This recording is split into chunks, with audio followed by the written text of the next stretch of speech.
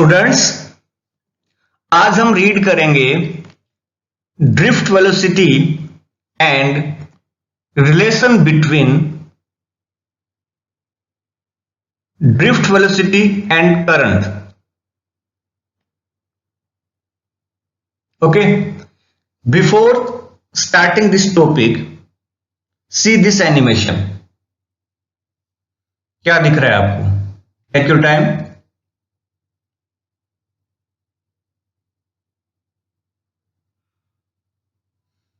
Starting में आपने कोई इलेक्ट्रिक फील्ड अप्लाई नहीं किया, अब आपने इलेक्ट्रिक फील्ड अप्लाई किया है। सो we can say in the absence of electric field, or we can say we have not applied any potential to the ends of conductor, electrons flows randomly, electron moves randomly.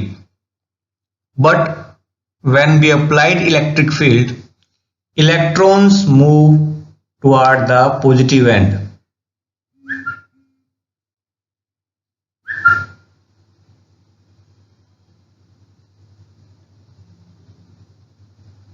So we can say that the average velocity with which electrons moves at the positive end, लेकिन कब? After applying external electric field.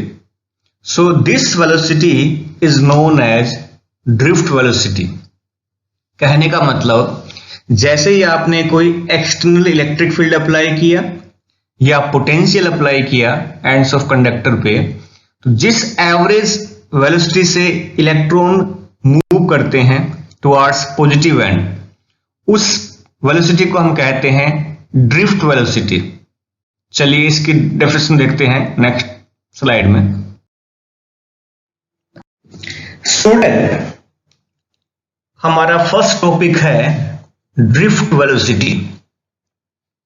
जैसा कि आपने अभी पढ़ा था कि when we apply electric field और potential difference across the ends of conductor, so electrons move toward the positive terminal, positive end of conductor with some velocity.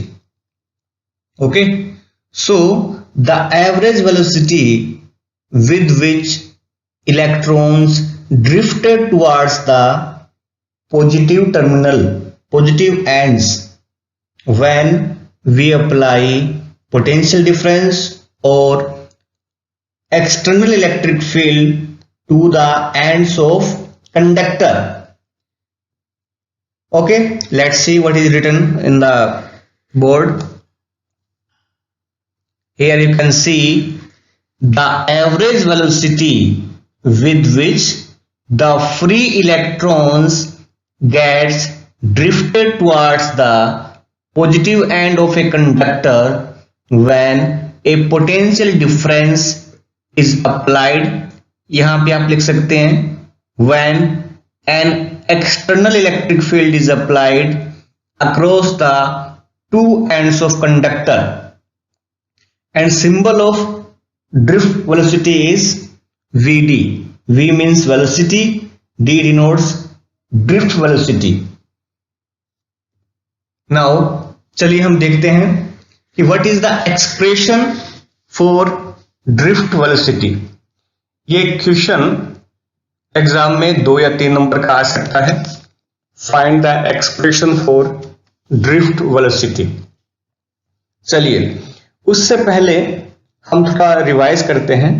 आपने पहले रीड किया था कि इन the absence of electric field electrons moves randomly.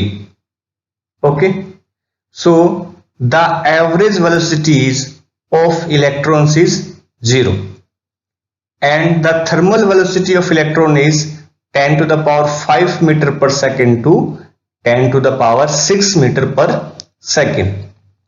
So here, in the absence of electric field, the free electrons of a metal are in state of random motion. At room temperature, these free electrons moves randomly with a thermal speed of order of 10 to the power 5 to the 10 to the power 6 meter per second. But the average random velocity of free electrons is 0. चलिए ये हमने मान लिया कि जब तक electric field apply नहीं करेंगे रैंडम स्पीड इलेक्ट्रॉन मूव करेंगे और उनकी जो एवरेज वेलोसिटी है उसका वैल्यू 0 होगा. Suppose we have n free electrons, electron having u1, u2, u3 and so on, u1 their velocities. So average velocity will be u1 plus u2 plus u3 and so on divided by n.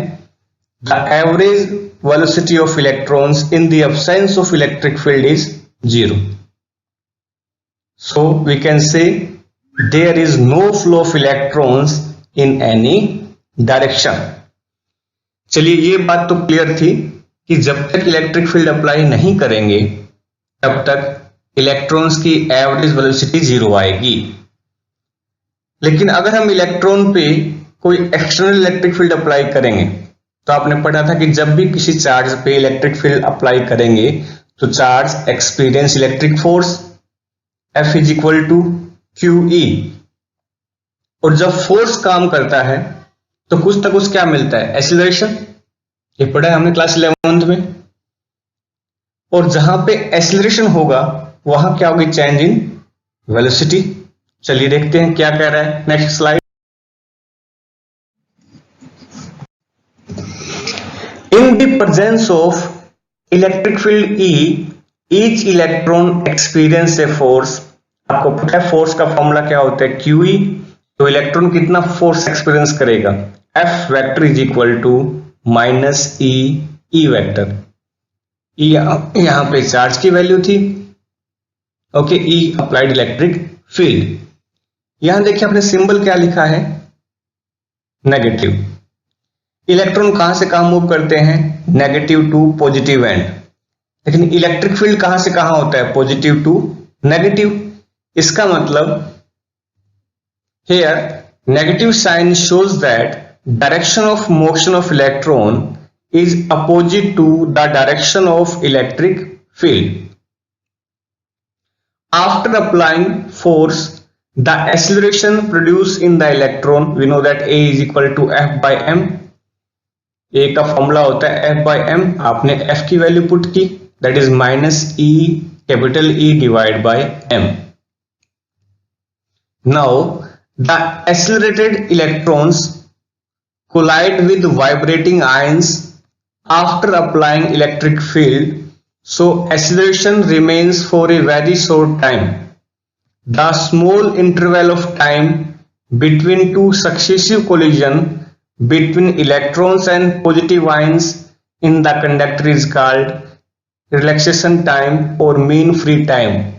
It is denoted by tau. कहने का मतलब जब electric field apply हुआ तो एक force work करेगा. अगर force work करेगा तो वहां पे क्या आएगा, एक्सीलरेशन प्रोड्यूस होगा. और जब एक्सीलरेशन प्रोड्यूस होगा तो इलेक्ट्रॉन की स्पीड में कुछ ना कुछ चेंज आएगा.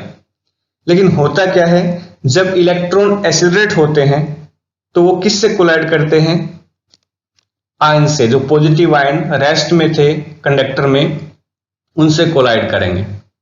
तो बिटवीन टू सक्सेसिव कोलिजन के बीच का जो टाइम था उसको हम कहते हैं रिलैक्सेशन टाइम. अब देखिए बार बार क्या होगा, इलेक्ट्रॉन पे फोर्स काम करेगा, इलेक्ट्रॉन स्पीड गेन करेंगे, फिर कोलाइड करेंगे, फिर स्पीड गेन करेंगे. ये प्रोसेस चलता रहता है. तो हम कह सकते हैं कि इलेक्ट्रॉन एक कांस्टेंट स्पीड से वन एंड से अदर एंड की तरफ मूव करेंगे. उसी को हम क्या कहते हैं, ड्रिफ्ट वेलोसिटी.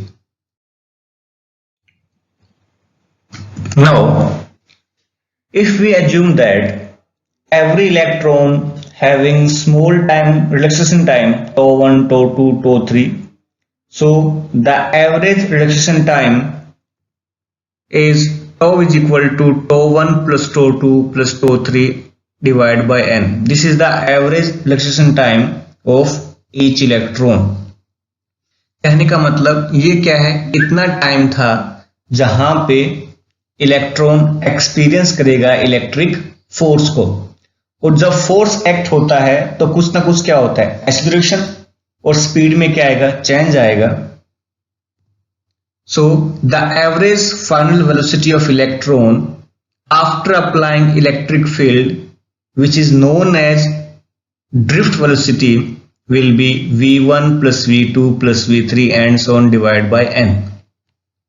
ये जो स्पीड है इसी को हम क्या कहते हैं, ड्रिफ्ट वेलोसिटी। मतलब इलेक्ट्रिक फील्ड अप्लाई करने के बाद जो इलेक्ट्रॉन की एवरेज स्पीड आती है वही क्या होती है, ड्रिफ्ट वेलोसिटी।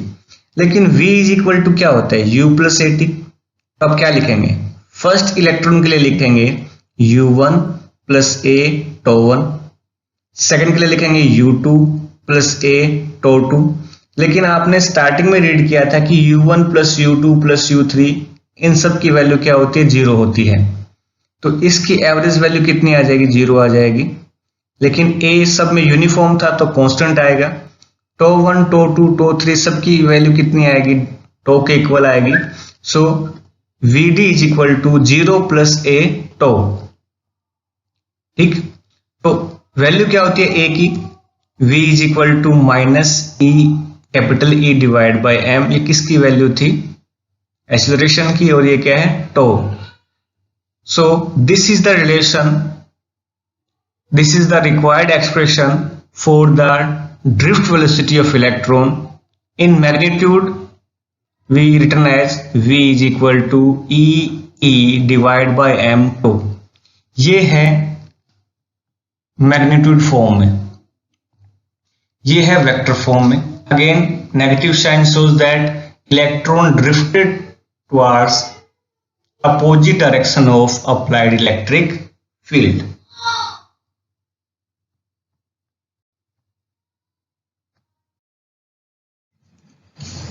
चलिए next topic is relation between drift velocity and current. ये क्वेश्चन 2 नंबर का आपको पूछ सकता है एग्जाम में, 2 mark question. Simple, consider a conductor of length L and uniform cross sectional area A, let V be the potential difference across the ends of conductor. चलिए हमने assume किया कि हमारे पास एक कंडक्टर था जिसकी लेंथ L है, A क्या है, एरिया है, और आपने कंडक्टर पे क्या अप्लाई किया है, V पोटेंशियल। तो आप बताइए कि जो आपने कंडक्टर लिया था उसका वॉल्यूम कितना होगा, volume is equal to area into length. So the volume of conductor is v is equal to a into l। Okay, if we assume that we have choose a conductor which have small n free electrons per unit volume. हमने एक ऐसा conductor choose किया था जिसके unit volume में amount of electrons कितनी है, small n, और हमारे पास वॉल्यूम कितना है, Al। तो नंबर ऑफ इलेक्ट्रॉन्स कितने हो जाएंगे, यूनिट वॉल्यूम में n है और हमारे पास वॉल्यूम है Al, तो नंबर ऑफ इलेक्ट्रॉन्स होंगे हमारे पास NaL। ठीक है, if n be the number of free electrons per unit volume of the conductor, then total number of electrons in the conductor will be n is equal to NaL।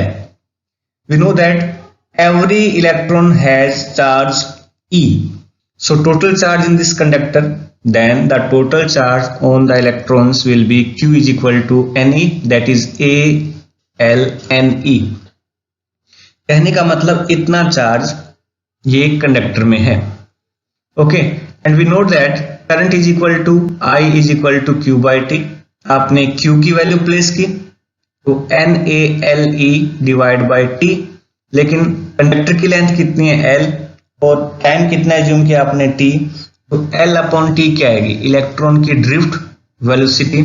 So we can say that I is equal to NaEVD, और we can say that N constant था, free electrons था, A area constant था, E is charge of electron भी constant है।